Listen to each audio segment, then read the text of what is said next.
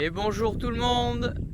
Alors voilà, je vous présente une nouvelle vidéo. Alors j'ai eu un petit peu de retard dans les vidéos, bon pas mal de boulot et puis d'autres événements qui se sont accumulés là-dessus, donc j'ai pas eu trop de temps, mais bon ça y est, c'est reparti, je vais reprendre le rythme, essayer de reprendre le rythme habituel. Alors aujourd'hui, on fait un tour sur les dérobés, sur tout ce qui a été semé. Je vous montre un peu comment ça a poussé et puis on fait un petit point sur les moissons. Allez, c'est parti.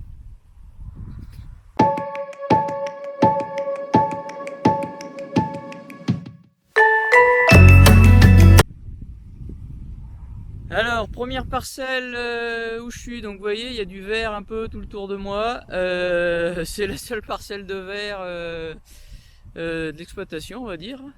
Donc on a eu un petit peu de pluviométrie à la fin de la moisson.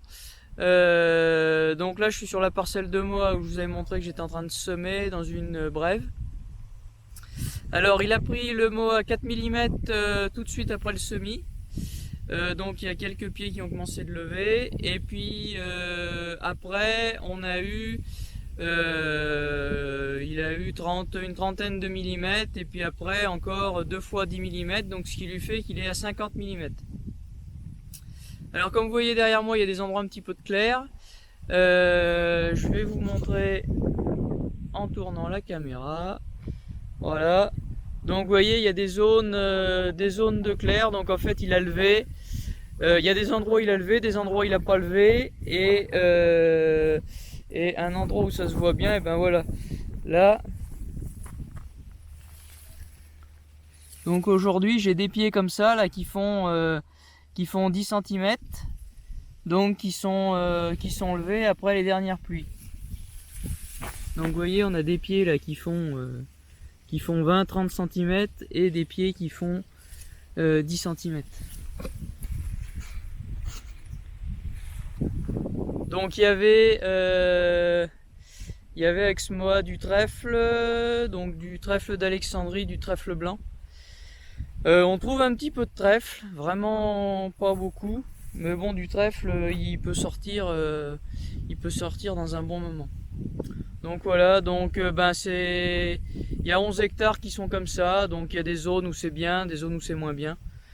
Donc on va attendre que les pieds les plus avancés soient épiaisons, enfin début épiaison. Et puis on avisera, soit ça sera du pâturage, soit de la fauche pour faire de l'enrubanage ou du foin en verre. Donc voilà. Tant que je suis là, j'en profite pour vous faire un point sur les moissons. Donc des rendements qui sont moyens, on va dire, moyens corrects. Puisque en orge on fait entre 65 et 70 quintaux. Un rendement en paille autour de 4 tonnes de paille à l'hectare. Et en blé pareil que l'orge, 65-70 quintaux. Par contre super qualité, des blés à 80 PS et 12 voire plus de protéines, donc des blés qui vont être panifiables sans problème.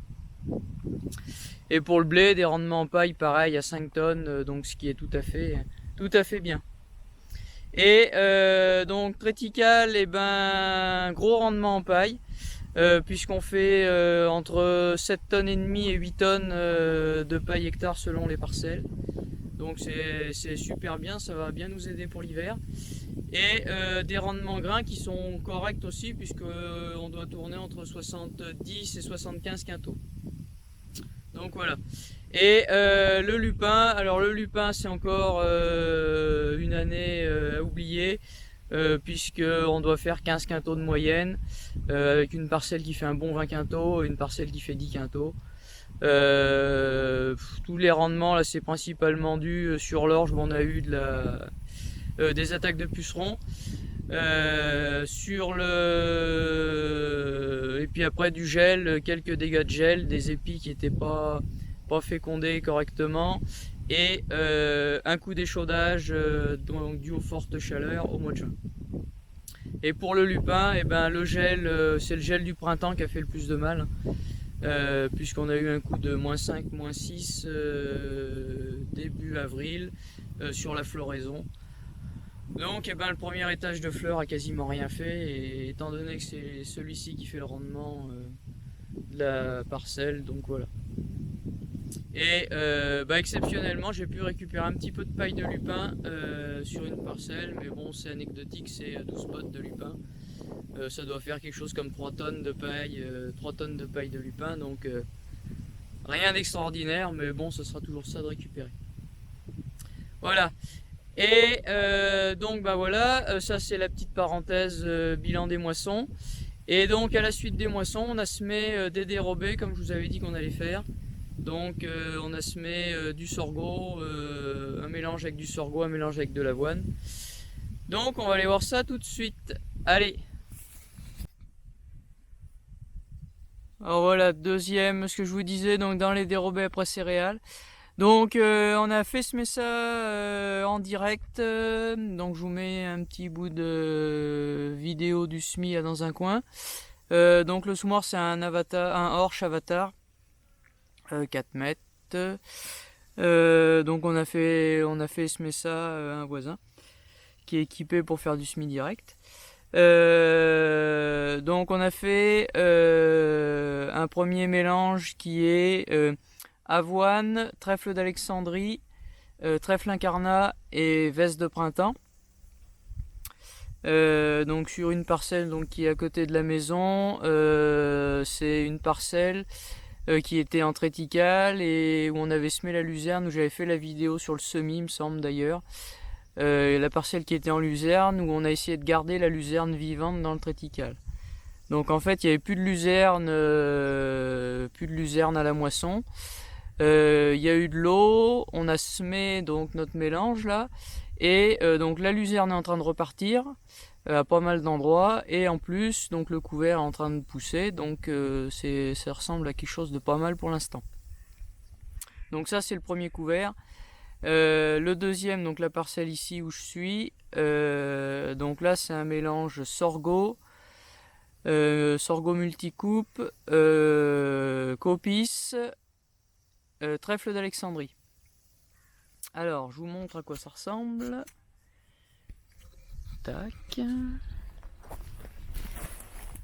Alors on a, ça c'est le copis, donc vous voyez ça ressemble à des feuilles comme les haricots verts. Donc c'est une légumineuse tropicale.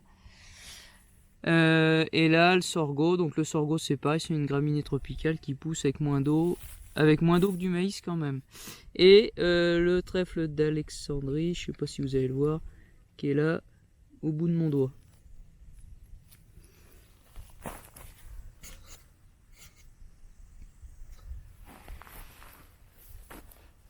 Donc voilà, donc en fait il y a eu là sur cette zone là à peu près 20-25 mm avant le semis, là, après la moisson.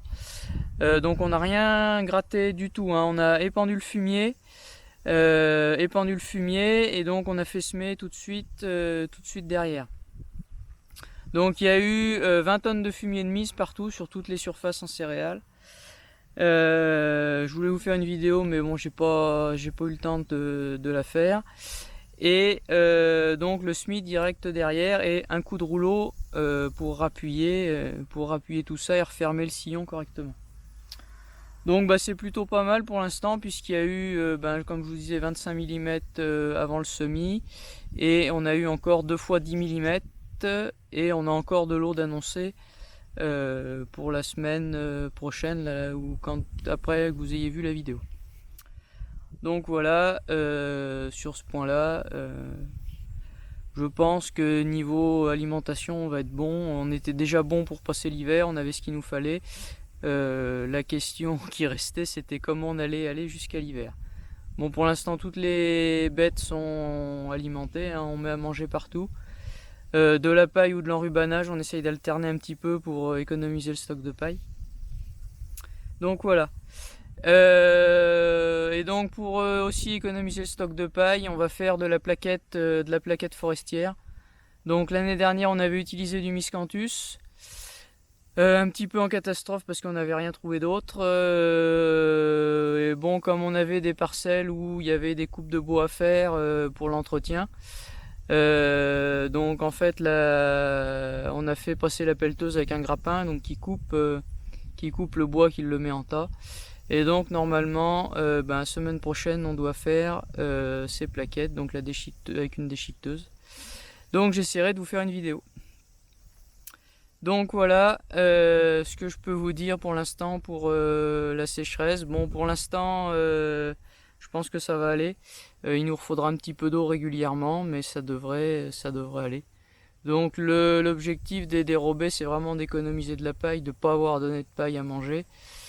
Et puis de prendre un peu d'avance parce qu'on ne sait pas de quoi l'année prochaine sera faite. Donc si on peut refaire un peu de stock, ça sera pas plus mal. Voilà, j'espère que cette vidéo vous a plu. Comme d'habitude, vous pouvez me mettre un petit commentaire si vous avez un peu de retour d'expérience là-dessus, je suis preneur. Et moi je vous dis à bientôt pour une prochaine vidéo. Allez, salut!